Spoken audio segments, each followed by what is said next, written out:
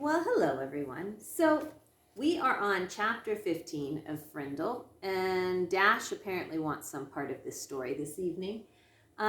We have thought about what the problems have been or the conflicts in this story. We have thought about how we would make predictions based on what we're reading.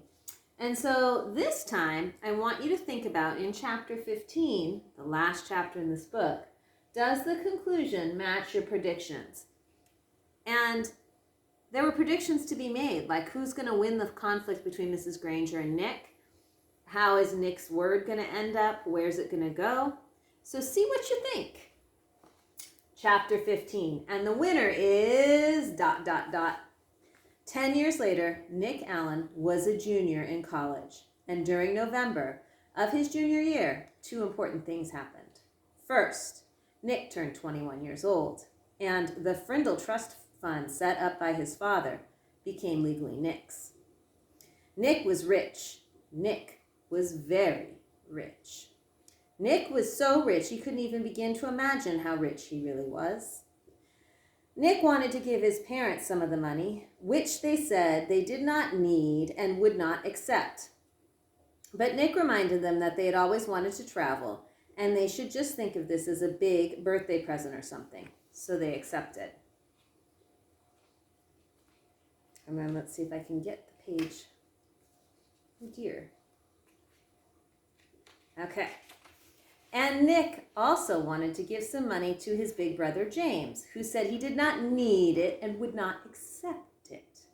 But Nick reminded James that his 2-year-old daughter would grow up and go to college someday.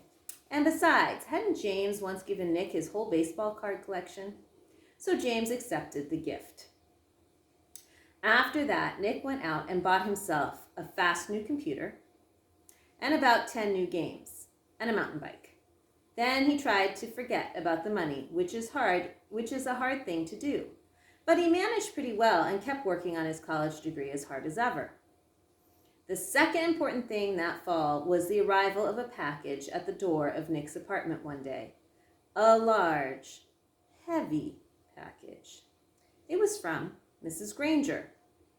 There were 3 things in the package. 1, a brand new edition, 8th edition Webster's College Dictionary. 2, a short handwritten note taped to the cover of the dictionary. And 3, a fat white envelope. Turning the white envelope over, Nick saw the name. His name. He had written it there one September afternoon in Mrs. Granger's room after school, 10 years ago. Nick set the envelope down and gently peeled the note off the front of the dictionary. My dear Nicholas, please turn to page 541 of this book.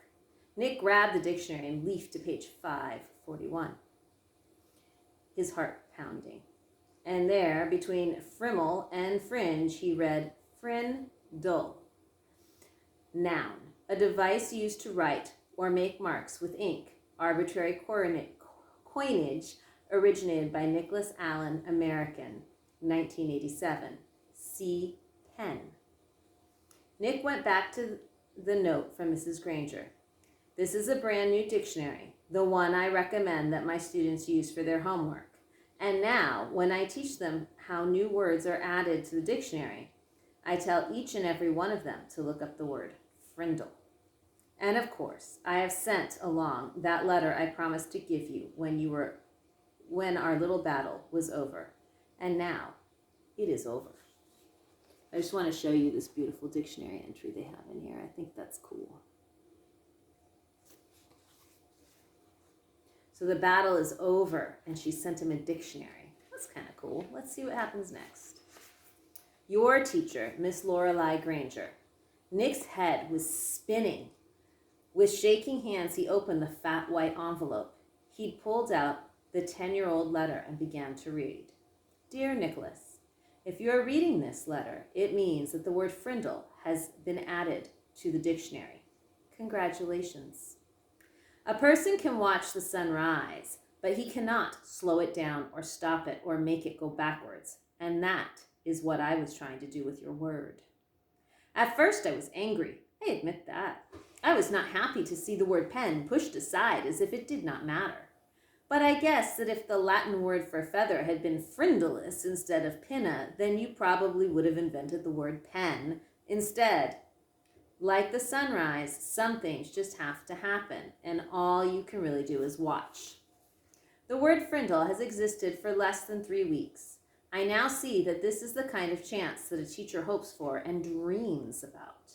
A chance to see bright young students take an idea they have learned in a boring old classroom and put it to a real test in their own world.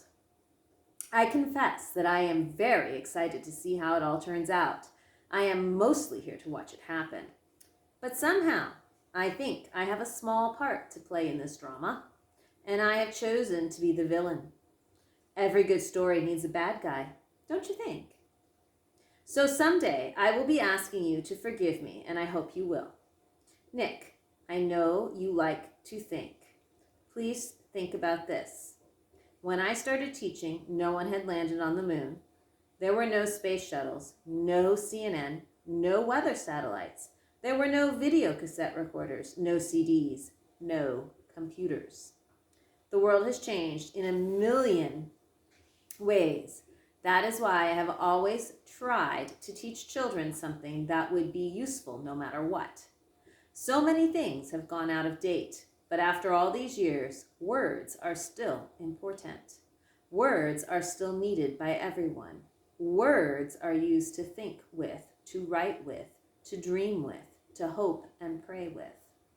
And that is why I love the dictionary. It endures, it works, and as you now know, it also changes and grows.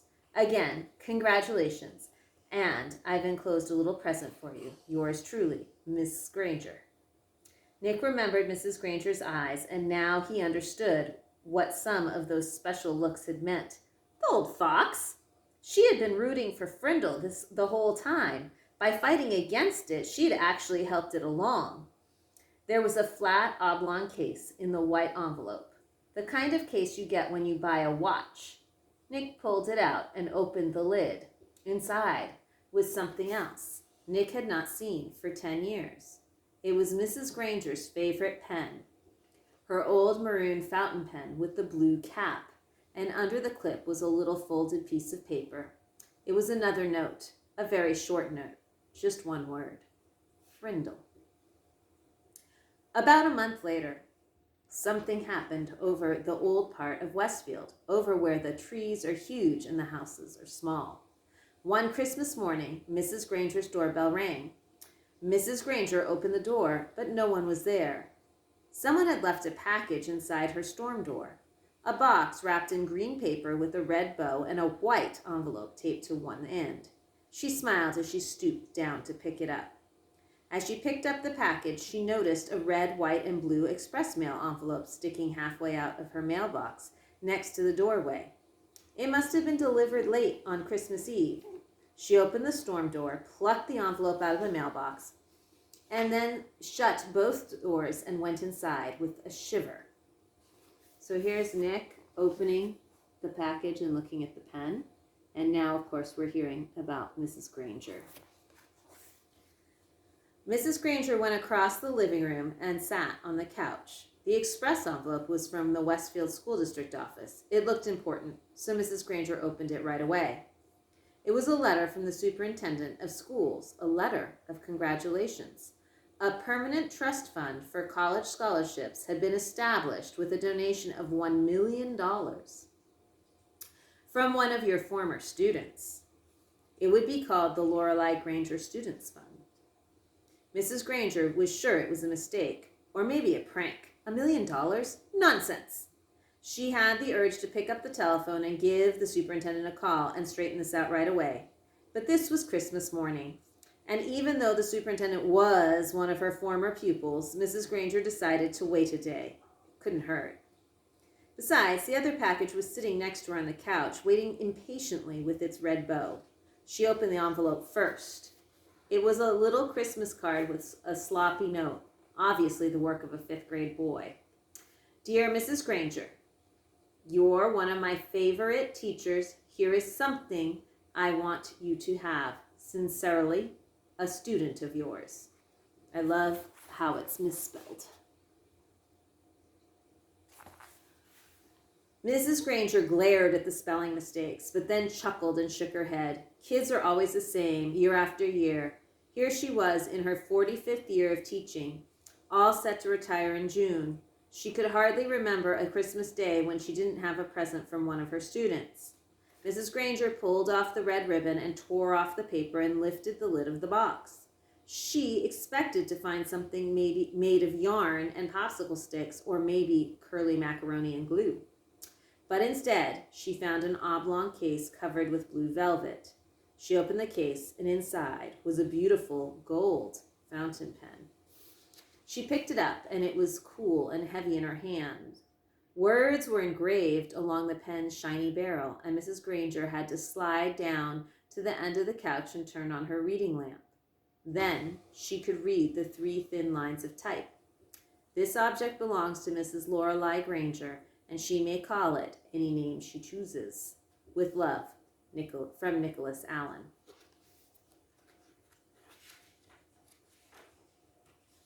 And here's that image again, Frindle. So there is the end of that story. And my question to you is, does the conclusion match your predictions?